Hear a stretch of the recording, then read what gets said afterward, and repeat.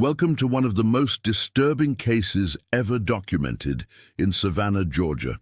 The year was 1839, a time when Savannah stood as a jewel of the South, its streets lined with oak trees draped in Spanish moss, casting long shadows across cobblestone streets. The humid air carried whispers, rumors that traveled from the grand mansions on Abercorn Street down to the servant quarters behind them.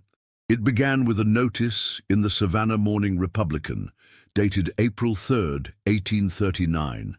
A small announcement, easily overlooked. Marriage license issued to widow Elizabeth Thornton, age 42, and James Bennett, age 26. What the newspaper failed to mention was that James Bennett had until recently been considered property, not a person, on the Thornton plantation. The subsequent scandal would tear apart not only the Thornton family, but reveal secrets buried beneath the floorboards of Savannah society for generations. Elizabeth Thornton, born Elizabeth Montgomery, came from one of Georgia's oldest families. Her grandfather had been among the first settlers in the colony, arriving in 1733 with General Oglethorpe himself. The Montgomerys accumulated vast wealth through rice plantations along the Savannah River, their fortunes built on the backs of hundreds of enslaved people. By all accounts, Elizabeth grew up sheltered from hardship in the family's three-story mansion on Reynolds Square. According to parish records from Christchurch Episcopal, Elizabeth was married at 17 to Richard Thornton, a widower, 28 years her senior, owner of a cotton plantation just outside the city limits. The marriage joined two fortunes, two names respected throughout Georgia. Richard Thornton's first wife had died during childbirth, leaving him with a son, William, who was only 5 years younger than his new stepmother.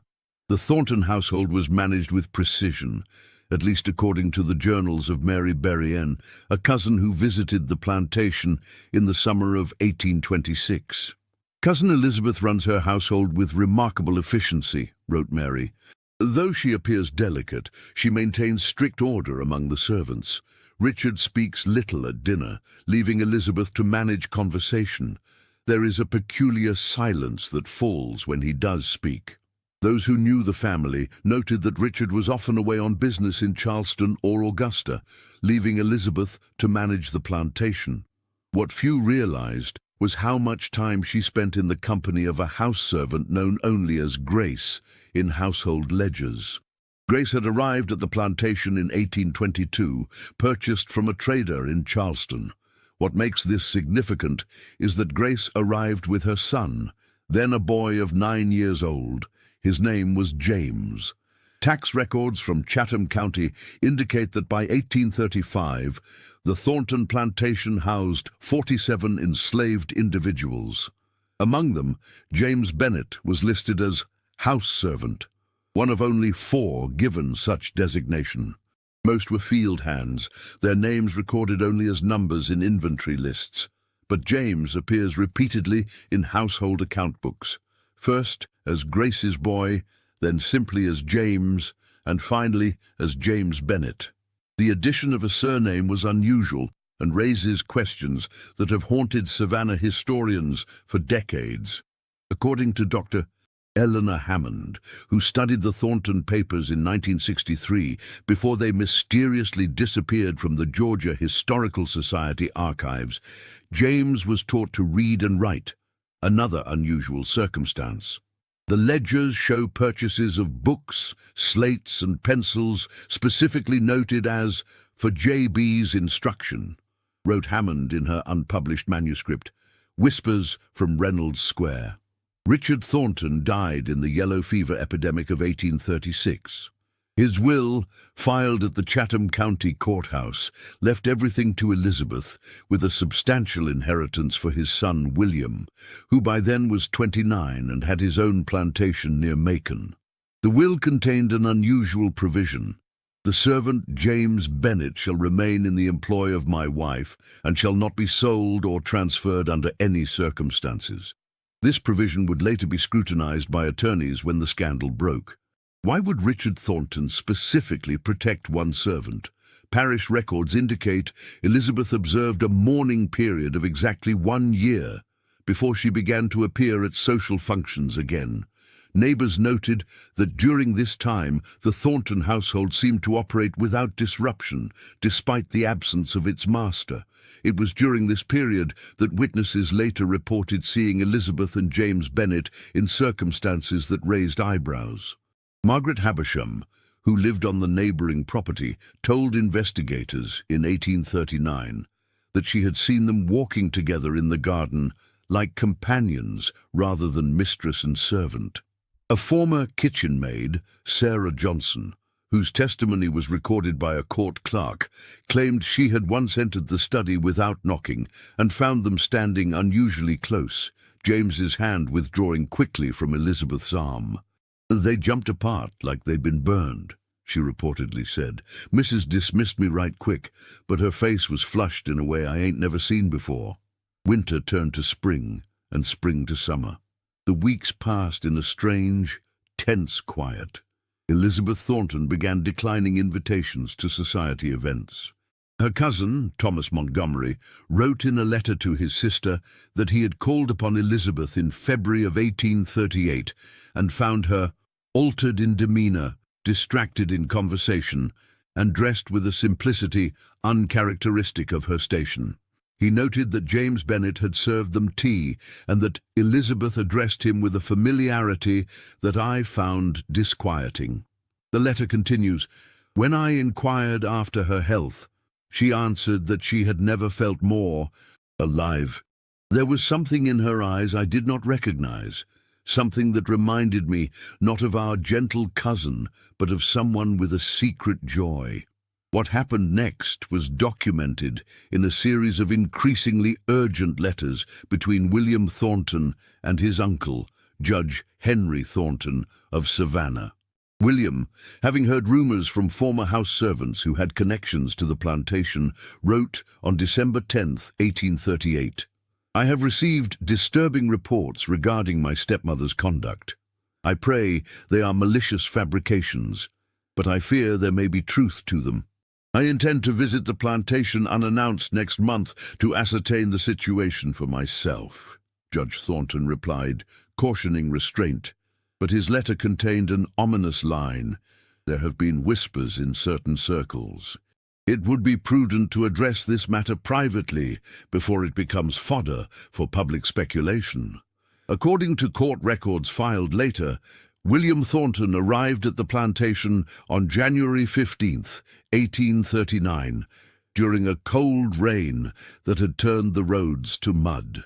The carriage tracks leading to the main house were still visible the next morning when the sheriff arrived, summoned by what was described in official reports as a disturbance of significant nature.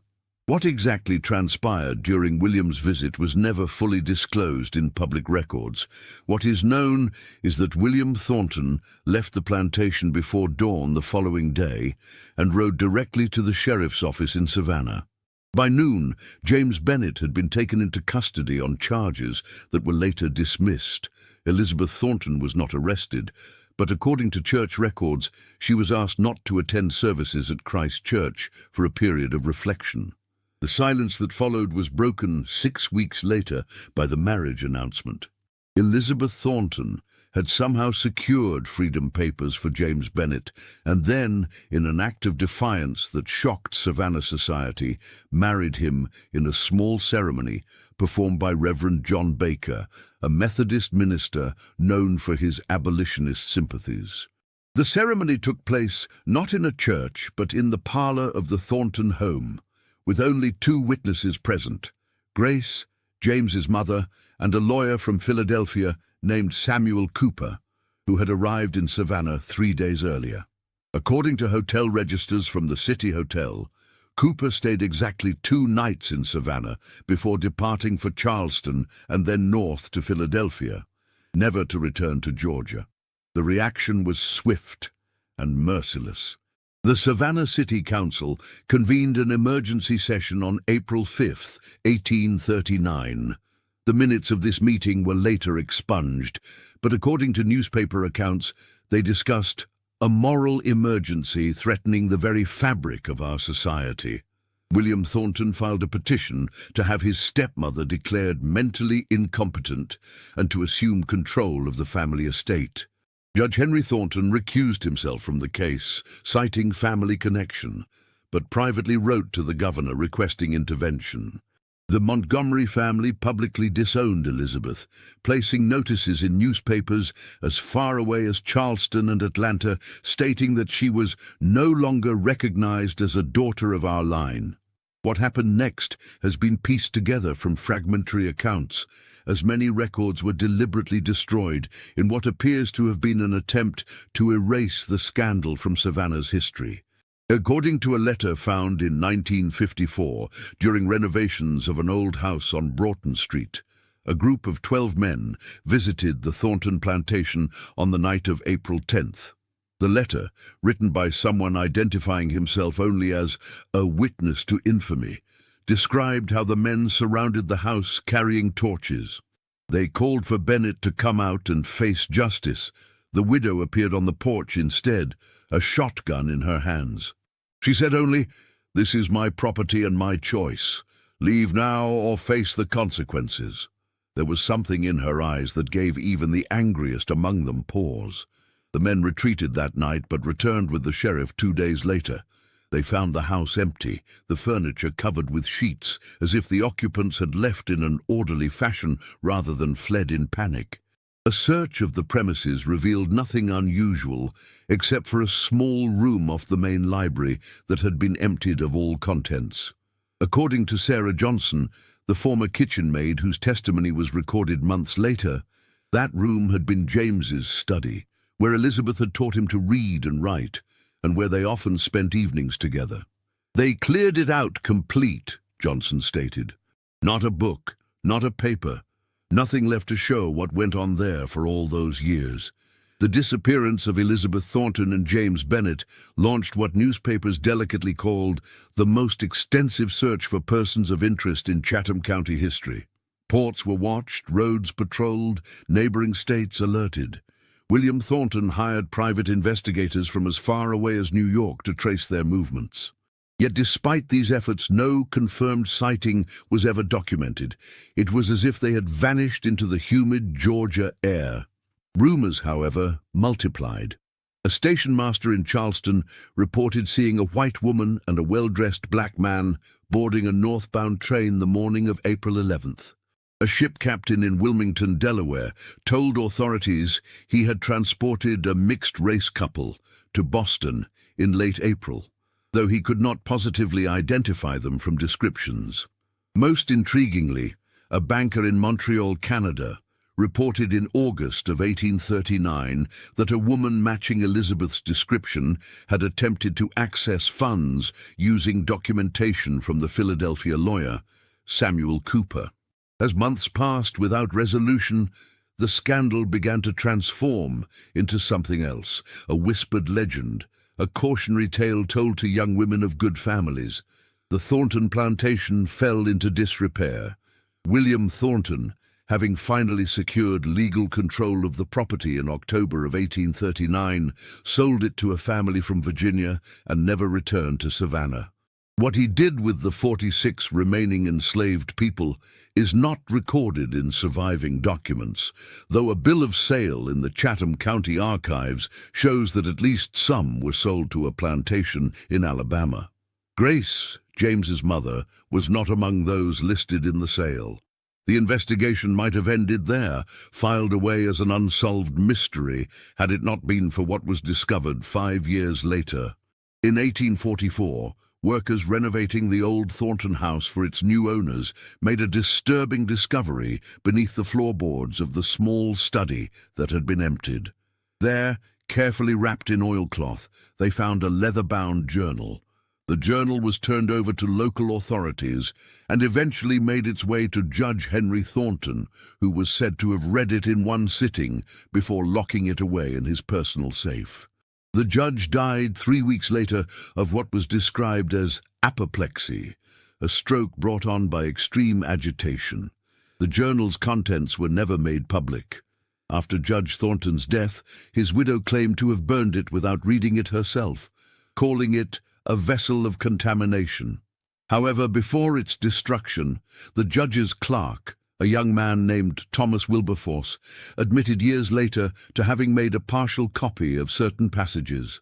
Wilberforce, who eventually moved to Boston and became involved in abolitionist causes, shared these passages with a researcher from Harvard University in 1861. According to that researcher's notes, found in the Harvard archives in 1958, the journal belonged to Elizabeth Thornton and contained entries dating back to 1822, the year Grace and her son James arrived at the plantation. The earliest entries described Elizabeth's initial interest in the boy. The child shows remarkable intelligence. R. says, "I indulge my curiosity too much, but there is something in the boy's eyes, a quickness of understanding, that I have not seen in any child, white or black. Today I showed him my book of pressed flowers, and he named each one correctly after hearing me say it only once." Later entries documented Elizabeth's decision to teach him to read, conducted in secret after her husband expressly forbade it. R. would be furious if he knew, but what harm can come from knowledge? The boy absorbs everything I teach him with a hunger that reminds me of myself at his age. Before I was told that a lady's education should consist mainly of accomplishments rather than substance. As the years passed, the entries became more personal. One passage from 1830, when James would have been around 17, read, "I find myself watching for him in the mornings, the way the sun catches his profile as he tends the garden beneath my window. I tell myself it is maternal pride in his accomplishments, but I fear it may be something else entirely, something I dare not name, even here." By 1835, a year before her husband's death, Elizabeth wrote, "We spoke of poetry today, and as he recited Byron, I saw not the child I taught, but the man he has become. I closed the book and sent him away. Later I wept, though I cannot say precisely why." The most revealing passages, according to the Harvard researcher's notes, came after Richard Thornton's death. With R gone, the house breathes differently. Jay and I walked in the garden at sunset, discussing plans for the East Field. For the first time, I asked his opinion not as a formality, but because I truly wanted to know his thoughts. Our hands brushed as we examined a damaged camellia. Neither of us acknowledged it, but neither did we move away. And later, we no longer pretend. When the house is quiet and the doors locked, he comes to the library. We read together, talk together, exist together in a way I never thought possible with any human being. He knows more of my soul than anyone ever has. I've begun to make inquiries about laws in other states. There must be a place where we can live without fear. The final entry, copied by Wilberforce, was dated March 30th, 1839, just days before the marriage announcement appeared in the newspaper. "Tomorrow everything changes. Sam Cooper has secured the necessary papers. Once the ceremony is performed, we must leave immediately. Jay fears for his mother's safety, but she insists on staying behind, at least initially. She says she will join us later, that someone must maintain appearances while we establish ourselves elsewhere. I have sewn what jewels and banknotes I could gather into the linings of our traveling clothes.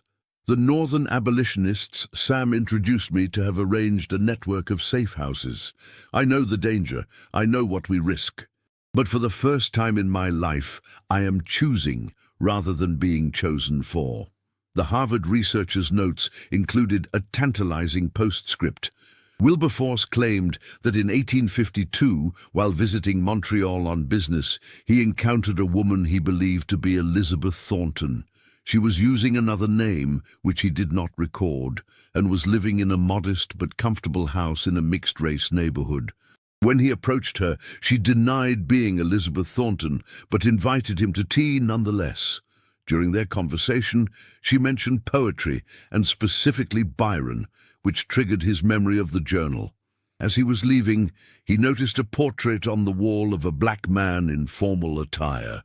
When he inquired about it, the woman smiled and said only, "My late husband. He passed 3 years ago from pneumonia." Wilberforce never reported this encounter to authorities. The Thornton scandal gradually faded from public memory, overshadowed by the growing national crisis that would eventually lead to civil war. The plantation was sold twice more before being largely destroyed during Sherman's march to the sea in 1864. The land was eventually subdivided and developed.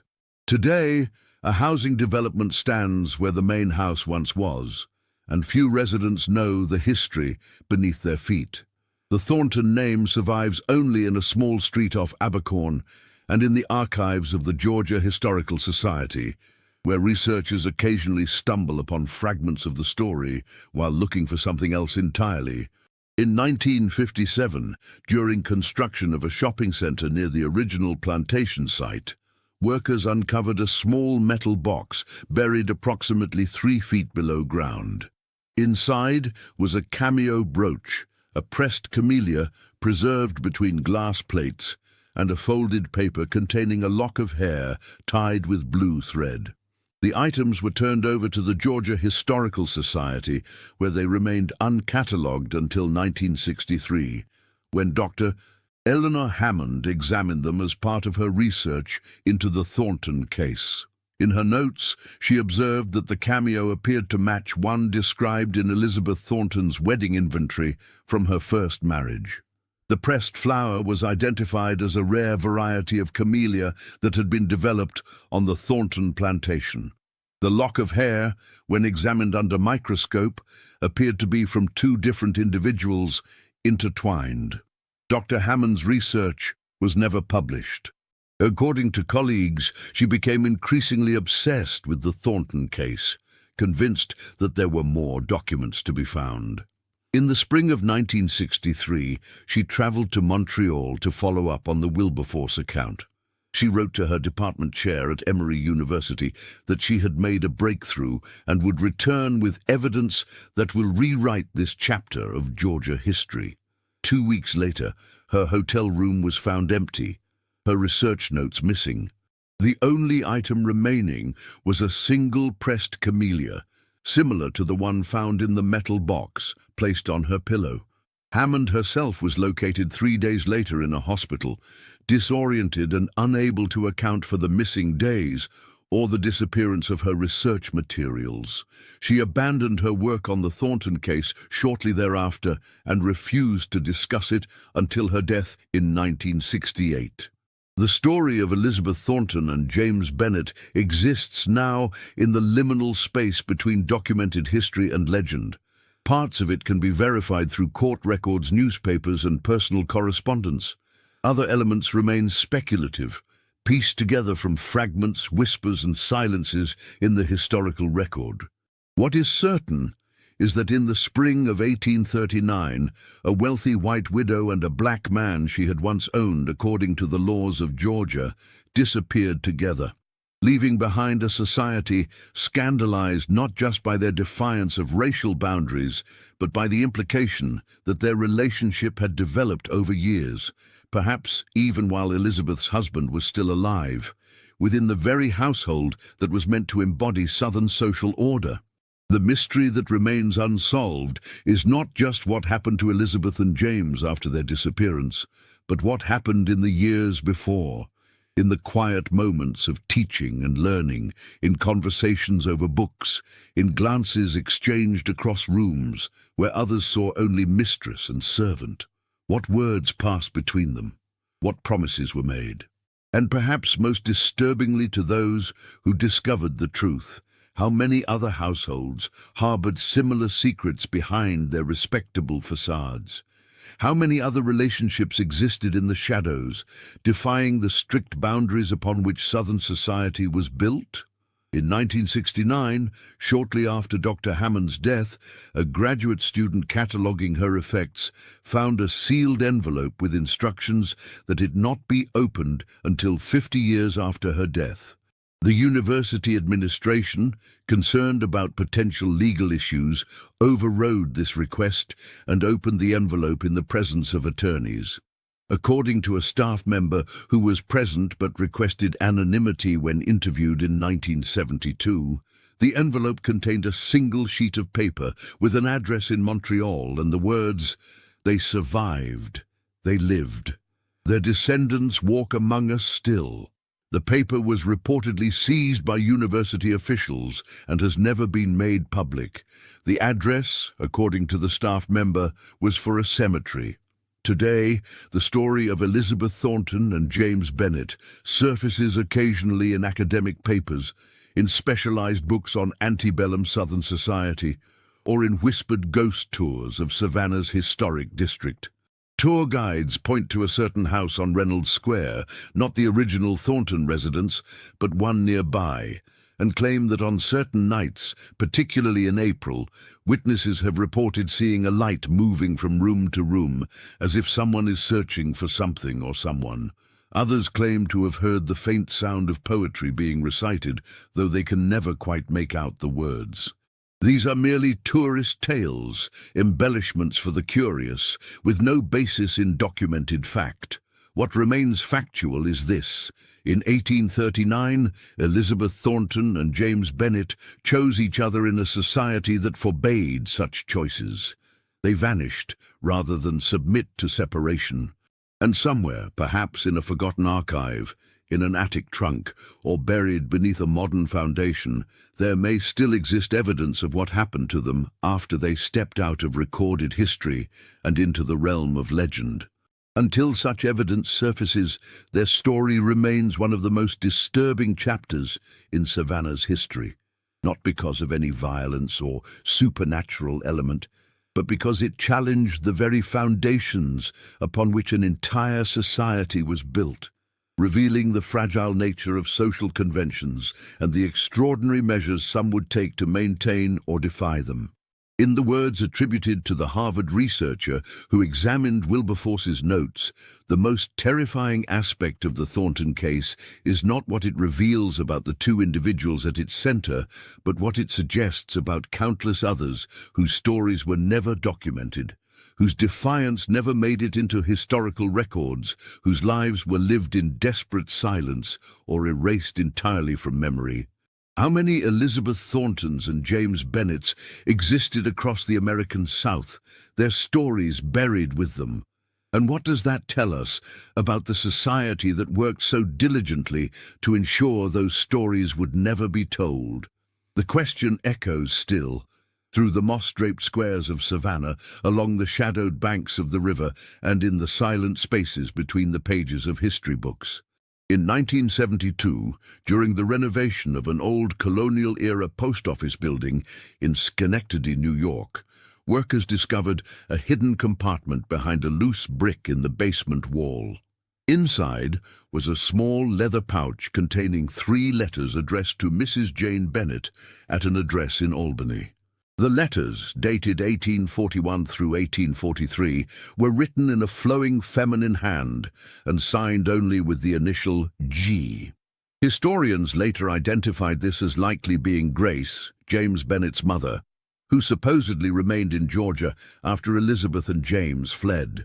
The letters themselves contain no explicit mention of Savannah or the scandal, but spoke of a mutual acquaintance who had relocated north and was anxious for news from home.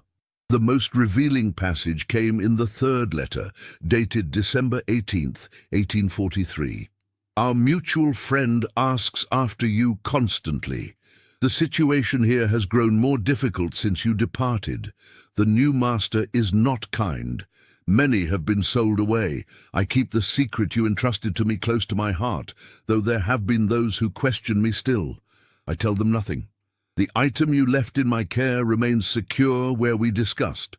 When my time comes, I pray I will join you in the place where people may live, according to their hearts rather than the dictates of others.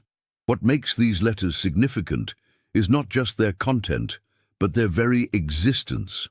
They suggest that Grace eventually made her way north, contrary to official records which listed her as having died on the Thornton plantation in 1840. More importantly, they indicate an ongoing correspondence, a network of communication that allowed news to travel between Georgia and New York, despite the efforts of authorities to sever all connections between Elizabeth Thornton, James Bennett, and their former lives. Further evidence of this network emerged in 1959 when a historian researching the Underground Railroad discovered account books belonging to Samuel Cooper, the Philadelphia lawyer who had witnessed Elizabeth and James's marriage.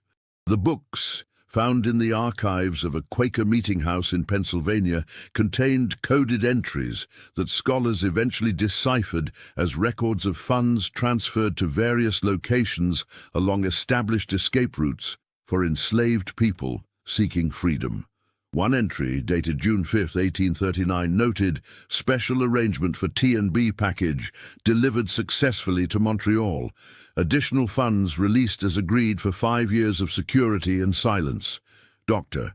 Marcus Williams, who studied these records before they were reclassified and restricted from public access in 1962, wrote in his private journal, "The Cooper accounts reveal that the Thornton-Bennett escape was not merely a spontaneous act of defiance, but part of a carefully orchestrated plan that may have been years in the making. The level of financial commitment, enough to ensure security and silence for 5 years, suggests not only substantial resources, but a remarkable degree of forethought. One must wonder, when exactly did Elizabeth Thornton begin planning her escape from Savannah society? Was it after her husband's death, or had she been laying the groundwork even before becoming a widow?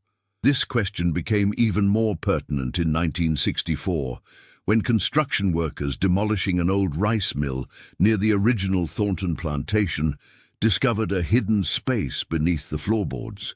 Inside was a small wooden chest containing what appeared to be teaching materials, a primer, a slate, several pencils, and a copy of Byron's collected poems.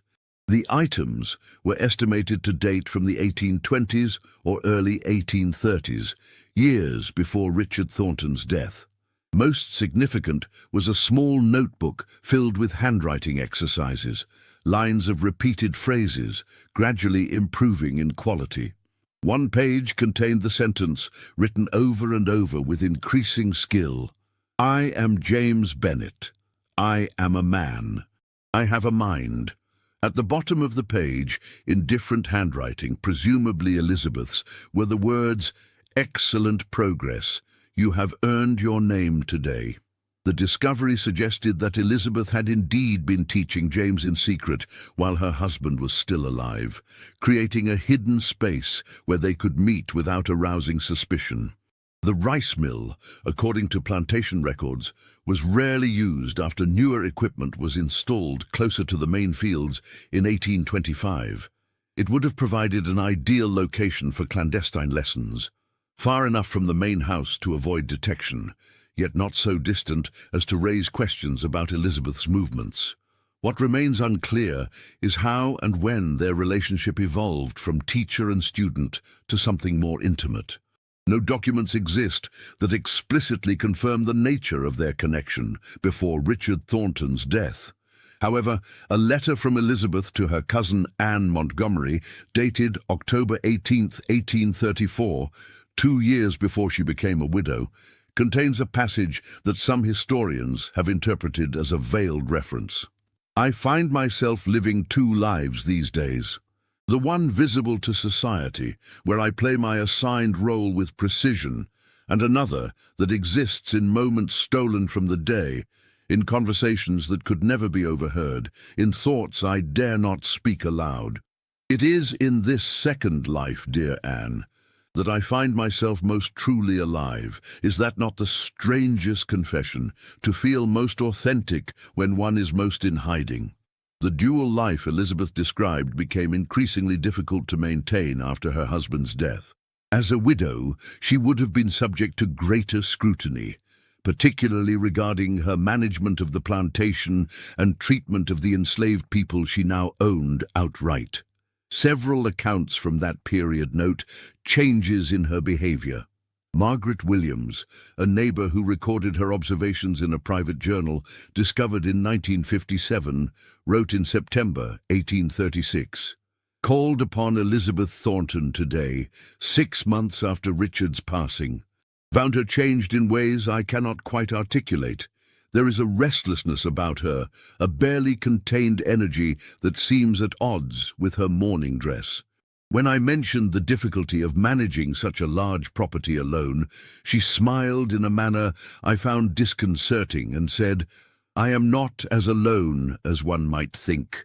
I left feeling strangely unsettled, as if I had glimpsed something not meant for public view." As Elizabeth's behavior drew more attention, so too did James Bennet's position within the household. According to testimony given later by house servants, he had begun to take on responsibilities unusual for someone of his status. Sarah Johnson, the kitchen maid, reported that by early 1838, James was effectively managing the plantation's accounts, receiving visitors when Elizabeth was indisposed, and even corresponding with merchants in Savannah on behalf of the estate. He sat at the master's desk, Johnson told investigators, used the master's pen, spoke with the master's authority, and Mrs. Elizabeth, she just smiled like it was the most natural thing in the world.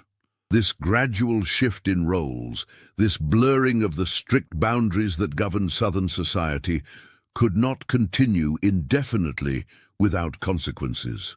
The catalyst, as previously mentioned, was William Thornton's unannounced visit in January 1839. What exactly he witnessed remains unconfirmed, but according to a letter he wrote to Judge Henry Thornton immediately after fleeing the plantation, it was a violation of natural order so profound that I could not remain beneath that roof for another hour without fear of committing violence. He described finding Elizabeth and James in a situation that admitted no innocent interpretation, though he refrained from providing specific details out of respect for the family name. The immediate aftermath of William's discovery set in motion a series of events that would ultimately lead to Elizabeth and James's marriage and subsequent disappearance. What is less known is that during the 3 months between William's visit and their marriage, Elizabeth began systematically liquidating her assets. Records at the Bank of Savannah show that between January 20th and March 15th, 1839, she withdrew significant sums, converting them to easily transportable forms such as banknotes and letters of credit. She also sold several pieces of jewelry through a broker in Charleston, as documented in a receipt found among Samuel Cooper's papers. Most tellingly, she transferred legal ownership of a small property she had inherited from her mother in Philadelphia to a corporation whose sole trustee was Cooper himself. These financial maneuvers suggest that Elizabeth was preparing not just for flight, but for a new life beyond Georgia. The careful legal arrangements, conducted through intermediaries and across state lines, indicate an awareness of the challenges they would face. Elizabeth and James would need not only to escape, but to establish themselves somewhere their past could not follow them, somewhere they could construct new identities secure from both legal pursuit and social ostracism. The most compelling evidence of this preparation comes from a deposition given in 1841 by a former clerk at a Savannah printing shop.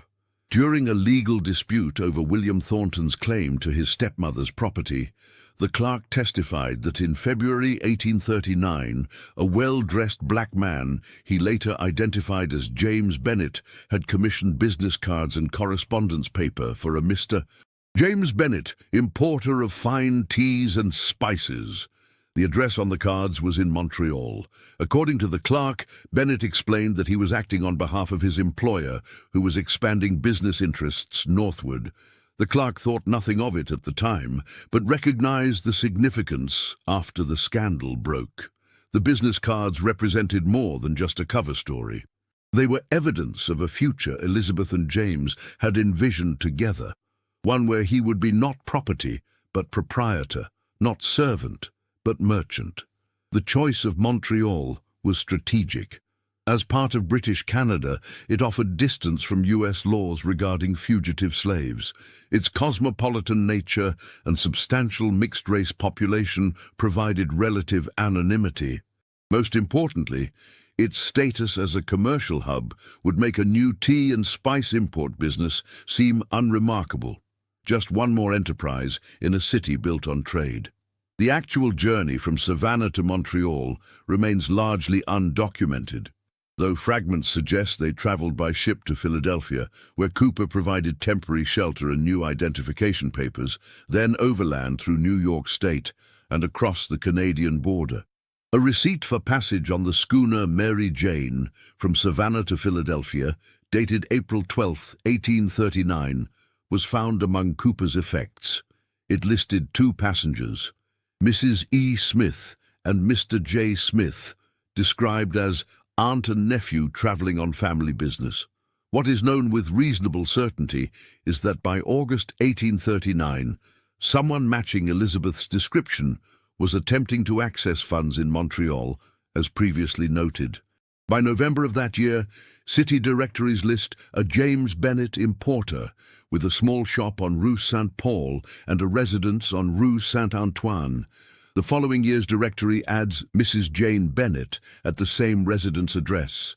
No mention is made of their racial identities or origins. Life in Montreal would have presented its own challenges, though of a different nature than those they faced in Georgia. While they may have escaped the legal consequences of their actions, they would have needed to construct a plausible narrative about their past, to explain Elizabeth's accent, to account for any differences in their appearances or mannerisms that might raise questions. The success of their tea and spice business would have depended not just on commercial acumen, but on their ability to present themselves convincingly as whatever they claimed to be. According to the fragmentary evidence available, they appear to have succeeded, at least for a time. Trade records from the Port of Montreal show that Bennett's import business maintained steady, if modest, activity through the 1840s. Tax assessments indicate a gradual improvement in their financial circumstances, with the business expanding to larger premises in 1845. Church records from a small Methodist congregation note the regular attendance and charitable contributions of Mr. and Mrs. Bennett, described as a couple of mixed heritage, a designation vague enough to cover numerous possible backgrounds without inviting detailed scrutiny. The most intimate glimpse into their Montreal life comes from an unexpected source, a diary kept by a young woman named Marie Leblanc, who worked as an assistant in their shop from 1843 to 1845. The diary, discovered in a family collection in 1966, contains several entries describing her employers. Madame Bennett speaks French with an American accent, she wrote in one entry, but tries very hard to improve.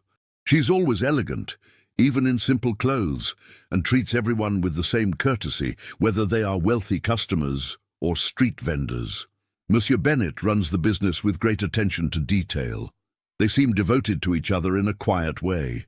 They often exchange glances when they think no one is watching, little private communications that make me hope someday I might find such understanding with someone. In another entry, Marie noted, "Today, a customer from Boston questioned Monsieur Bennett about his background. He replied simply that he had been raised in the South, but preferred the climate of Canada, both meteorological and social." The man pressed further, asking if Madame Bennett was of European descent. There was a tension in the shop I had never felt before. Monsieur Bennett smiled and said, "My wife and I have found that Montreal asks fewer questions than other places, which is precisely why we chose it." The customer left shortly after. Madame Bennett's hands were shaking as she arranged the tea canisters, though she pretended nothing had happened. This incident highlights the precarious nature of their situation. Despite establishing new identities and achieving a measure of acceptance in Montreal society, The threat of discovery remained. One visitor from the south, one chance encounter with someone who had known them in their previous lives, could potentially unravel everything they had built.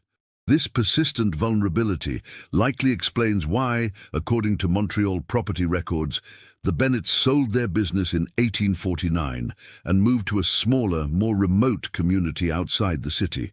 The shop on Rue Saint-Paul was purchased by a French-Canadian merchant, while their home address disappears from subsequent city directories. From this point forward, the documentary trail grows increasingly sparse. No records exist confirming James Bennet's reported death from pneumonia around 1849, as mentioned in the account of Thomas Wilberforce's chance meeting with Elizabeth. However, death records from the period are notoriously incomplete, particularly for smaller communities outside major urban centers. What can be verified is that in 1852, the year Wilberforce claimed to have encountered Elizabeth in Montreal, a Mrs. Jane Bennet widow purchased a small house in Saint-Henri, then a separate municipality west of Montreal. The property remained in her name until 1867, when ownership was transferred to a Miss Grace Bennet, described in the deed as niece and sole heir. The appearance of this Grace Bennet raises intriguing questions. No previous records mention Elizabeth and James having a child or adopting one.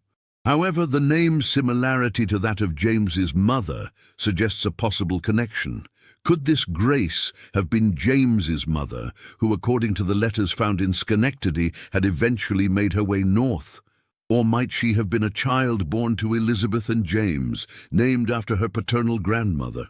The latter possibility seems supported by an entry in the register of a small Anglican church in Saint-Henri, recording the confirmation in 1860 of a Grace Bennet, age 14.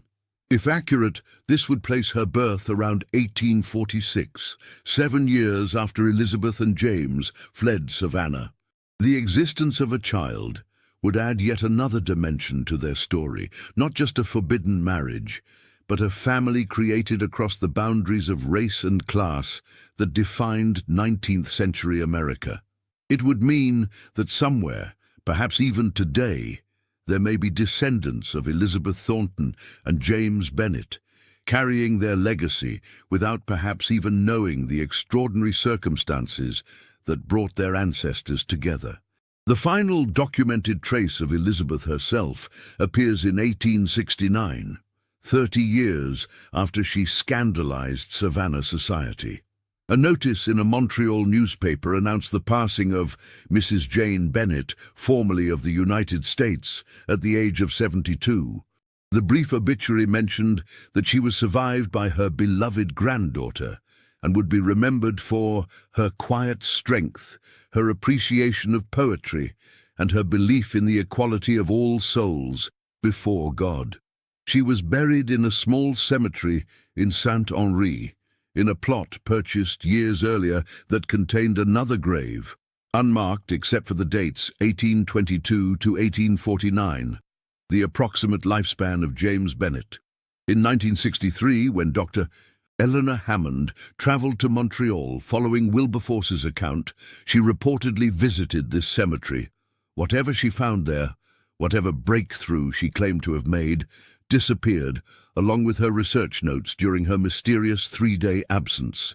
By the time the cemetery was relocated for urban development in 1970, the graves had been moved to a common area without individual markers, erasing this final physical connection to Elizabeth and James's story.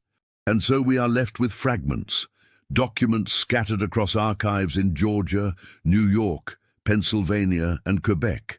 Testimonies given decades after the events they describe, objects found beneath floorboards and behind walls, entries in diaries and letters never meant for public eyes. From these fragments, we can reconstruct the outlines of an extraordinary defiance, a rejection of the rigid boundaries that separated people by race and status, a claiming of human connection in a society that denied its possibility. What remains most elusive is not the factual record of what Elizabeth Thornton and James Bennet did, but the intimate reality of who they were to each other. When did teacher and student become equals? When did respect transform into something deeper? What conversations took place in that hidden room at the abandoned rice mill over Byron's poetry and writing exercises? What promises were made in whispers that could not be overheard? How did they find the courage to imagine a future that everything in their world insisted could not exist? These questions linger in the silences between documented facts. They echo in the empty spaces where records should be, but have been deliberately destroyed or concealed. They haunt the corners of Savannah's history, challenging the carefully constructed narrative of the antebellum South. The story of Elizabeth Thornton and James Bennett offers no easy conclusions, no moral certainty. It is a reminder of the countless untold stories buried beneath official histories, the private defiances, the secret connections, the human hearts that refuse to conform to the rigid categories imposed upon them. As the Harvard researcher noted in his final assessment of the case, what makes the Thornton affair so disturbing, even decades later, is not that it happened, but that it forces us to reconsider how many similar stories never came to light. If a woman of Elizabeth Thornton's social standing could maintain such a relationship for years, if she could eventually choose to abandon everything for it, how many others might have harbored similar feelings but lacked her resources or courage? The true history of human connection across the boundaries of race and class in America remains largely unwritten, existing only in fragments, whispers, and silences. In 1969, the same year Dr. Hammond's sealed envelope was prematurely opened, an elderly woman visited the Georgia Historical Society and asked to see any materials related to the Thornton plantation. According to the archivist who assisted her, she was in her 70s, well-dressed with light brown skin and grey eyes. She spent several hours examining the available documents, taking careful notes. When asked about her interest in the subject, she replied that she was researching her family history. The archivist later recalled that as the woman was leaving, she paused at the display case containing the cameo brooch and pressed flower found in 1957. "She stood there for the longest time, just looking," the archivist said. Then she smiled, not sad exactly, but like someone remembering something from very long ago. She touched her fingertips to the glass and said, "Some stories are better left untold, but that doesn't make them any less true." The woman never returned to the archives, and no record exists of her name or where she came from. Like so much in this story, she remains another fragment, another whisper, another echo of a past that refuses to remain buried despite all efforts to silence it. In the end, perhaps that is the most disturbing aspect of the Thornton-Bennett case. The persistence of human connection against all odds, the refusal of love, whatever its nature, to obey the boundaries society constructs around it. In a world that insisted certain feelings could not, should not exist, Elizabeth and James created a space for themselves anyway.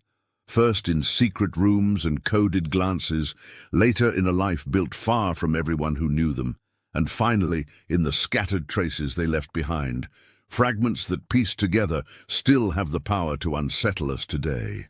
In Savannah, on certain April nights when the air is heavy with jasmine and history, tour guides still point to Reynolds Square and speak in hushed tones of the widow who scandalized society. Some claim to have seen lights moving in empty buildings, heard the faint sound of poetry being recited, felt a sudden chill in the humid air. These are just stories, of course, embellishments meant to entertain tourists seeking a brush with the mysterious past. But beneath these ghost stories lies something far more unsettling, the knowledge that the past is never as simple as we wish it to be, that human hearts have always defied the categories constructed to contain them, and that somewhere, perhaps, the descendants of Elizabeth Thornton and James Bennett walk among us still, carrying a legacy of defiance in their very blood.